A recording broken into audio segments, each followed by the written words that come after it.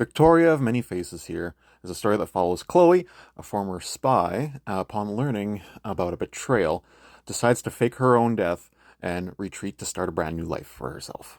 Shortly after arriving in Ashbury, her brand new home, she sees a young girl sitting on a bench who seemingly is left all alone. Not wanting anything to happen to this young girl, Victoria decides to sit with her and keep her company until her mother comes back, which unfortunately does not happen.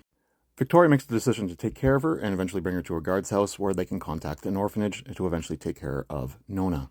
This day gets even more eventful for Victoria as on the way there she happens to spot a purse snatcher, and so she quickly just sticks her legs out, trips up the guy, and this is when she happens to also come across Jeffrey, a captain from the guards. However, Victoria's plans changes when, as Nonna is about to leave with the orphanage, Victoria makes the decision to adopt Nonna herself.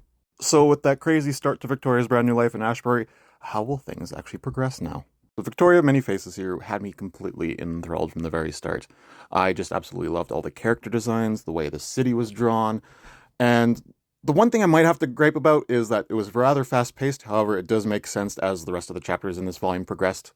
This ended up being one of those series where I just caught myself smiling basically the entire time I was reading this, as you just got to have a nice glimpse of Victoria getting a new start for herself, Nonna finally being very happy living with Victoria, and as well as Victoria and Jeffrey's budding relationship of sorts. There is one thing that has me on edge with this series, though, and that is something we know from Victoria's background, which we find out from Volume 1 here, as well as the betrayal plot that she had to escape from.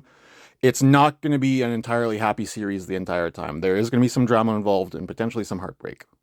But honestly, that has me even more invested in this series. So Volume 1 of the series came out on February 18th, and Volume 2 is set to come out on June 24th. And as always, big thank you to Yen Press for sending me this to review for everybody.